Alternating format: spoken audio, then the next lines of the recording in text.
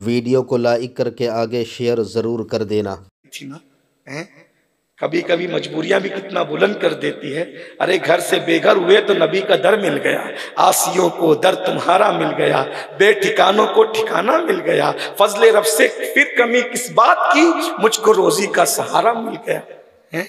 देखो तो सही, हुजूर ने कहा सब तबूक चलो, अब्दुल्ला भी चले, जवान थे, मुकम्मल जवान थे, तबूक गए।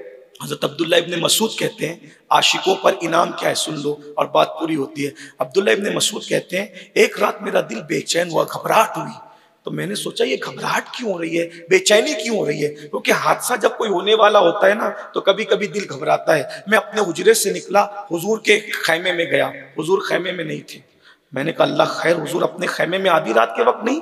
सिद्दीक अकबर के खैमे में गया, सिद्दीक भी नहीं, फारूक आजम के खैमे में गया, फारूक आजम भी नहीं। मैं बेचैन हो गया, तड़प गया, अल्लाह खैर, तीनों अपने अपने खैमों में नहीं है। जब मैं निकल के परेशान था तो मैंने देखा दूर एक मशअल जल रही है और सब लोग एक जगह घेरा बना के खड़े हैं।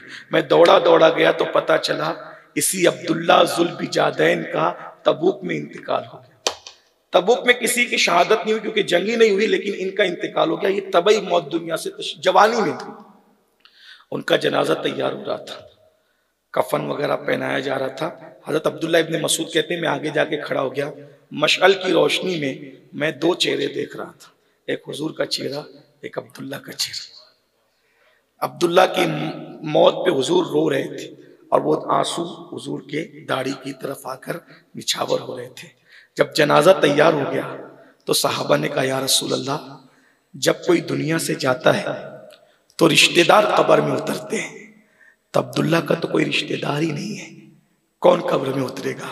मेरे आका फरमाते हैं मेरे अब्दुल्ला की कब्र में मेरे सिवा और कौन उतरेगा, मैंने कब्र में उतरना है।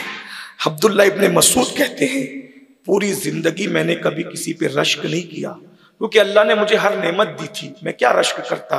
लेकिन उस दिन दिल पकड़ के मैं कह रहा था काश ए जुल्बिजादैन तू ना जाता दुनिया से, तेरी जगह मैं मर जाता तो मुझे भी ये नसीब होता। मैं देख रहा था कि हुजूर अलैहिस्सलाम उनकी कब्र में उतरे और दोनों हाथों में अब्दुल्ला को यूं लिया और यूं लेकर के अल्लाह के रसूल ने आसमान की तरफ नजर उठा के कहा ए अल्लाह, मरे दम तक मैं इससे राजी था, तू भी इससे राजी हो जा, तू गवाह रहना इसने मुझे कभी नाराज नहीं किया। और उसके बाद अब्दुल्ला को जब हुजूर ने कब्र में उतारा तो सब मंजर देखकर साहबा रो पड़े। क्यों? क्योंकि हुजूर की आंखों से आंसू टप टप टपक रहे थे और उसके बाद हज़रत अब्दुल्ला के कफन पे गिर रहे थे, चेहरे पर आ रहे थे। तो साहबा किराम एक दूसरे से कहते थे क्या खुशनसीबी है कि क़यामत के दिन कोई हज का सवाब लेके उठेगा, कोई जिहाद का सवाब लेके उठेगा, कोई तिलावत का सवाब लेके उठेगा। अब्दुल्ला तेरा नसीब है, तू नबी के आंसुओं को लेकर के उठेगा। कब्र में तू रसूलुल्लाह के आंसू लेकर के जा रहा है, तेरे कफन में रसूलुल्लाह के आंसू है और हुजूर गवाही दे रहे हैं ए अल्लाह, इसने मौत के वक्त तक कभी मुझे नाराज नहीं किया, मैं इससे राजी हूँ। और उसके बाद साहबा ये मंजर देख करके रो पड़े और फिर आका ने इरशाद फरमाया कुश्ता इश्क़ रसूल को उसकी आखिरी आरामगाह में मैंने रख दिया है और अब जो है इसकी कब्र पर मिट्टी डाल करके उसको बराबर कर दिया जाए। सहाबा हुजूर की इत्तिबा में रोते हुए मिट्टी डालते जा रहे थे, रोते जा रहे थे।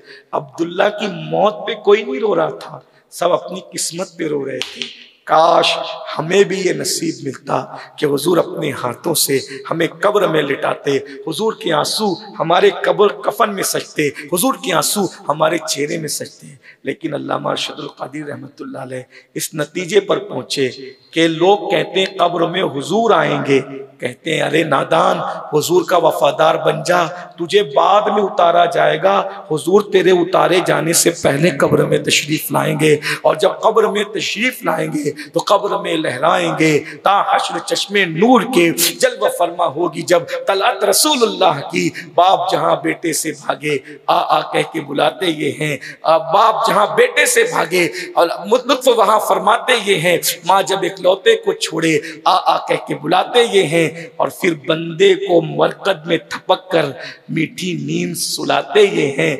जब माँ थपकियां देती थी अपनी गोद में तो इतने सुकून की नींद आती थी, जब नबी थपकियां देंगे कब्र में तो कितने सुकून की नींद आएगी। तो फिर यही आवाज आती है, मैं मरूं तो मेरे मौला ये मलाइका से कह दे कोई इसको मत जगाना, अभी आंख लग गई है। क्यों? क्योंकि तेरे दामने करम में जिसे नींद आ गई है, जो फना ना होगी ऐसी उसे जिंदगी मिली है। आइए ना, हमने सबसे इश्क किया, एक बार हम हुजूर से भी सच्चा इश्क करके, नारे वाला नहीं, नाविलों वाला नहीं, जबान वाला नहीं, वो इश्क करें, वो इश्क करें जो इश्क की निशानी है। इश्क की 3 कम से कम निशानी है। नंबर 1, जिसको जिससे इश्क होता है वो उसकी पैरवी करता है, इत्तेबा करता है।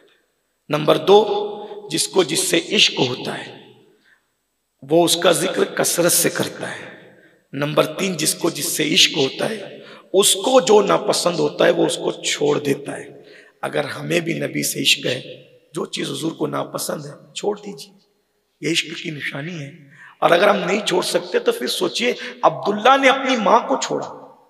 जब माँ जैसी चीज इश्क में छोड़ी जा सकती है तो क्या गुनाह नहीं छोड़े जा सकते? कौन क्या करता है वो खूब जानता है। मैं तो आखिरी बात अर्ज करने चला था, मुझे एक बहुत खूबसूरत बात याद आई। लोग कहते हैं कि हुजूर का दीदार, मैंने कहा हुजूर का दीदार बहुत आसान है, इश्क हो जाए ना तो हुजूर का दीदार बहुत आसान है। हमारी जमात के एक बहुत बड़े बुजुर्ग हैं, और ख्वाब में नहीं बेदारी में बहुत बड़े बुजुर्ग हैं जिनको दुनिया सैयद किफायत अली काफी मुरादाबादी के नाम से जानती है। ये आजादी के बहुत बड़े हीरो हैं।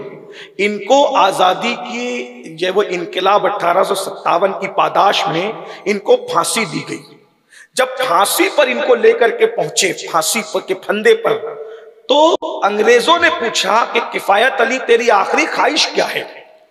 तो काफी मुरादाबादी ने कहा कि मेरी आखिरी ख्वाहिश ये है कि मैं पूरी जिंदगी हुजूर की नात लिखता रहा, हुजूर का जिक्र करता रहा। सोचता हूं कि दुनिया से जाते जाते मैं नबी की एक नात लिखूं, मुझे कलम ला करके दे दो, मैं अपने नबी की नात लिखना चाहता हूं। शायर लोग जानते हैं, बच्चे रोते हैं तो शेर नहीं आता, अगर कोई धक्का दे दे तो शेर जहन से आके चला जाता, आमद होती है तो सुकून चाहिए। वो कैसा आशिक था भाई जो फांसी के फंदे के पास खड़ा होकर के नात लिख रहा है, और लेकिन कोई इल्म और अदब की कोई गलती नहीं। ये अदबी शाहकार है ये नात जो काफी ने फांसी के फंदे के सामने लिखी है।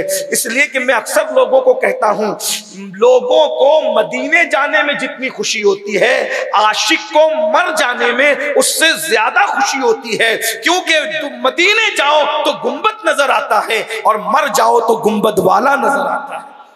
लेकिन कोई आशिक बनकर देखे ना, अल्लाह अकबर, तो काफी ने कहा मुझे कलम ला के दे दो, और उन्होंने जो नात लिखी है, अंग्रेज भी हैरान रह गए। वो नात ये थी, कोई गुल बाकी रहेगा ना चमन रह जाएगा, पर रसूलुल्लाह का दीने हसन रह जाएगा। अतलसो कमखाब की पोशाक पे नाजा न हो, इस तने बेजान पर खाकी कफन रह जाएगा।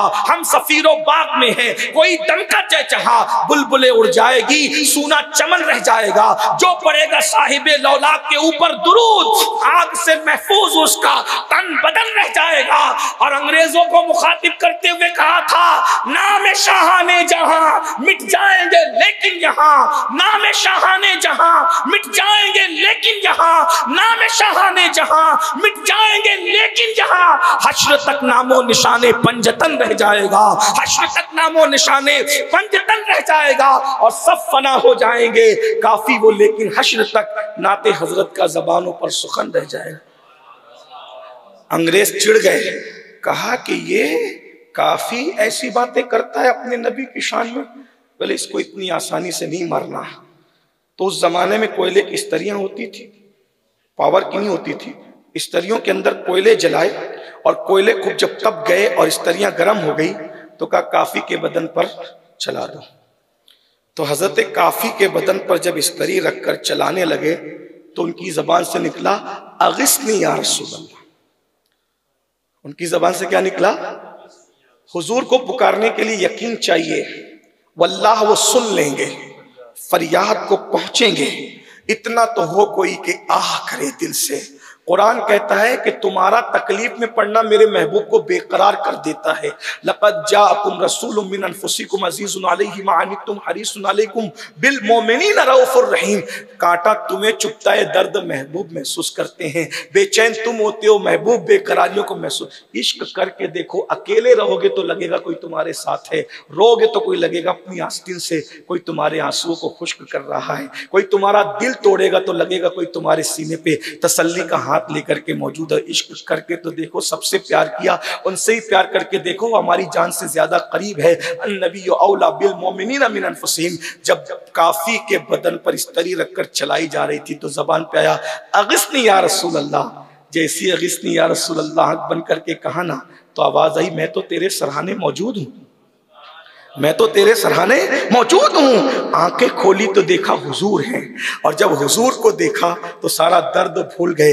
रोते हुए कहते थे आका मैंने बहुत देर कर दी, आका या रसूल अल्लाह मैंने बहुत देर कर दी। अगर मुझे ये मालूम होता कि बदन पर इस्तरियां चलाने से आपकी ज़ियारत होती है तो मैं इतनी देर न करता, ये मैं बहुत पहले कर चुका होता आपके दीदार की खातिर। ये इश्क वालों का अंजाम है। काश अल्लाह मुझे भी इश्क नसीब फरमाए, आपको भी इश्क नसीब फरमाए, अल्लाह हमारी नस्लों को इश्क नसीब फरमाए। बहुत तफसील है लेकिन 3 बातों पर अमल कर लें, अल्लाह करे दिल में मोहब्बत पैदा हो। एक, उनकी इत्तिबा करें, उनकी सुन्नतों पर अमल करें। दूसरा, उनका जिक्र कसरत से करें, बहुत कुछ नहीं आता तो दुरूद पढ़ो, यही तो उनका जिक्र कसरत से।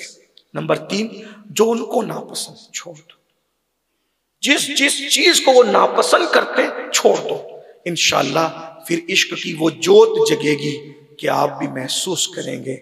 मेरे इमाम ने कहा था इश्क तेरे सदके जलने से छुटे सस्ते, जो आग बुझा देगी वो आग लगाई है, खाक होकर इश्क में आराम से सोना मिला, जान की एक सीर है उल्फत रसूलुल्लाह की, नकीरैन करते हैं ताजीम मेरी, फिदा हो के तुझ पे ये इज्जत मिली है। हो ना ये फूल तो बुलबुल का तरन्नुम भी न हो, चमने दहर में कलियों का तबस्सुम भी न हो ना साकी तो फिर मैं भी न हो, खुम भी न हो, खैमा अफलाक का इस्तादा इसी नाम से है, नब्ज़ हस्ती तपिश आमादा इसी नाम से है, कुव्वत इश्क से हर पस्त को बाला कर दे, दहर में इसमें मोहम्मद से उजाला कर दे। अरे की मोहम्मद से वफा तूने तो हम तेरे हैं, ये जहां चीज है क्या लौहो कलम तेरे हैं। अस्तगफिरुल्लाह, ला इलाहा इल्लल्लाह मुहम्मदुर रसूलुल्लाह व मा अलैना इल्लल बलाग। अस्सलामु अलैकुम व रहमतुल्लाहि व बरकातहू।